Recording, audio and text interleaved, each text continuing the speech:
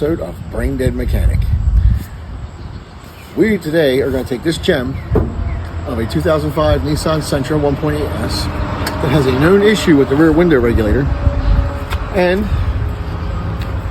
we're going to make it operational, and I'm going to show you how to get this film from the tape off the inside of the window. It's a real simple process. Stay tuned, and we're going to get started in a few. Welcome back. As I said before, we are going to take this 2005 Nissan Sentra with a known issue with the window regulator, and I'm going to show you how to do it on a budget. No special tools. The part didn't cost us big bucks. I'll let you know and clue you in on where to get it. It's where I usually go. And if you don't have the power tools that I have, don't fret. You can do this with simple hand tools, and I'm going to show you how.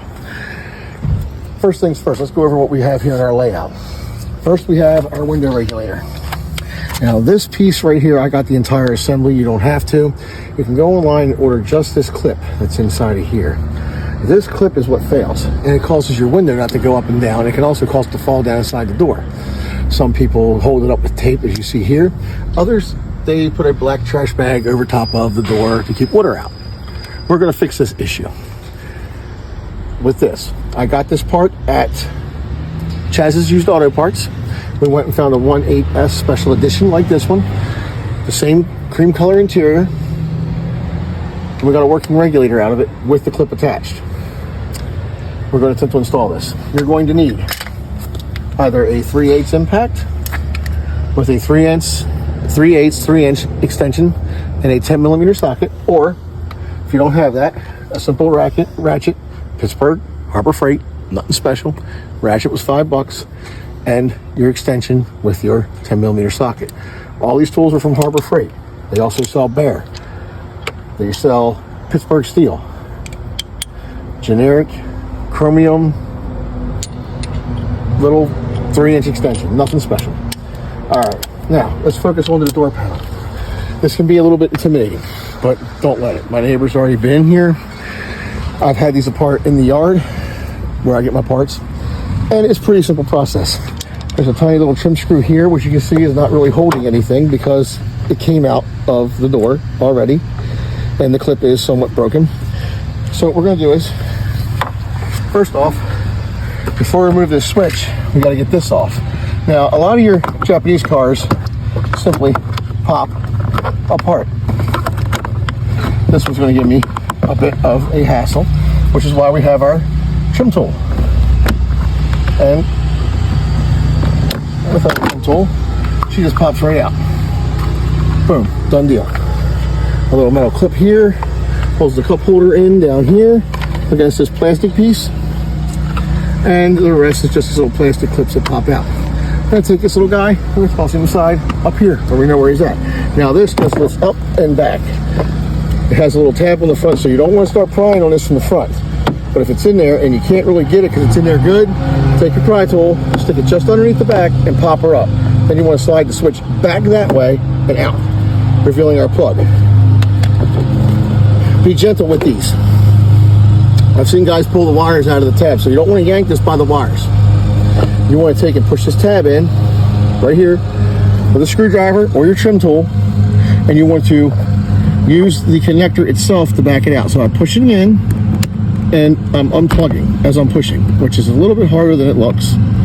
Sometimes you got to use the metal ones, sometimes you don't. But you can see the tab's already pressed, and this is where our flat tip screwdriver comes into play. This guy right here, basic Stanley flat tip screwdriver. Push your pin down and work it out. There we go. And now she comes out. These are really tight fit because moisture gets in here. They don't want to short the switch out, so they make the pin fit really tight. I didn't pull the wires. All of our connections are good. We have no bent pins in the switch, and it's not broken in its housing, so we're good to go with that. We're going to set this up here. Now we've gotten to the part where we got to remove some screws. Another trim piece to come off is going to be your handle cover. It's just these little plastic clips. Don't be afraid. It snaps right off. Just boop, comes right out. All that does is cover this hole. That's it. It's a trim piece. Now our 10mm socket comes into play. Make sure it's facing the right way, lefty loosey. Put on a 10mm bolt, start it and back it out. Real simple. Take the ratchet off, set it aside on the ground, back your screws out. Take our screws, and we just lay them down here on the carpet so we know where they're at. You don't want to set them on the seats or anything like that where the grease from the screw could possibly get on the interior of the vehicle and really make the customer mad. The carpets, they're real easy to clean. We can vacuum them up. We just put the screws down there. We know where they're at. Take your tool, lay your tool by your ratchet. Now we're going to remove the door panel.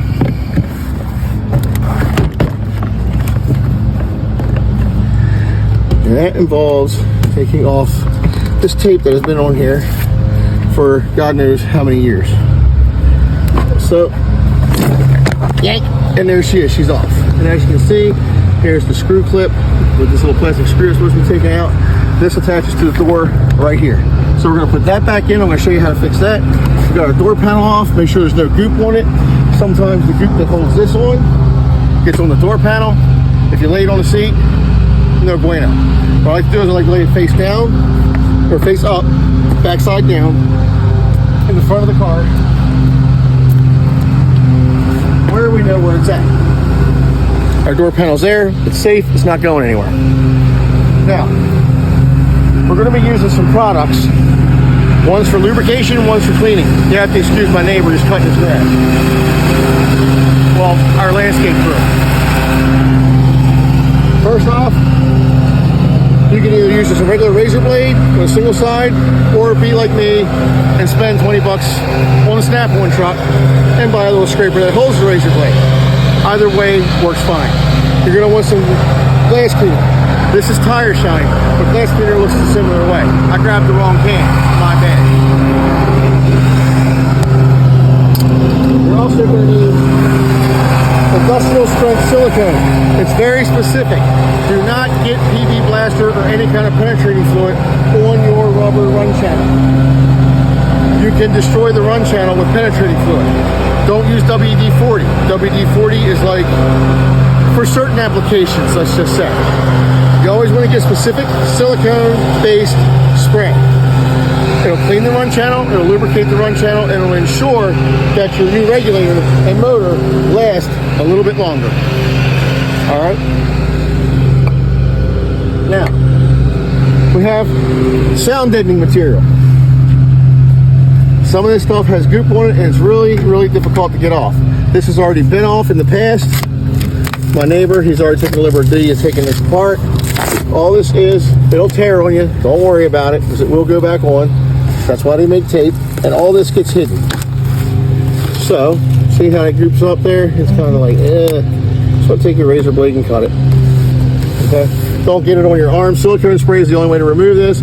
And we have a brown recluse. Look at that. Oh, yeah, he's dead. I hope there's no PETAs watching. Oh, damn, that ain't good. Don't do that. But try to keep it in one piece as much as possible. Like I said, brain dead mechanic. We're doing this on a budget. And as you can see, we don't need to take it all the way off, but we do need to get it a good ways peeled back. Once we got it peeled back and out of our way, we have access to the extraction hole, which is where we're going to take the regulator out of, the 4 bolts to the regulator, and the clip to the regulator. Like I said before, when removing any connectors, look at the style of the connector. It will have a pin that you push in, or it'll have a pinch clip. You have to excuse the landscape crew. Good job, guys. Keep up the good work. Great. Lawn looks perfect. Thank you. Appreciate it. All right. Anyway, back to the car. I might have to take a small break and wait till you can hear me. So we'll be back right after this.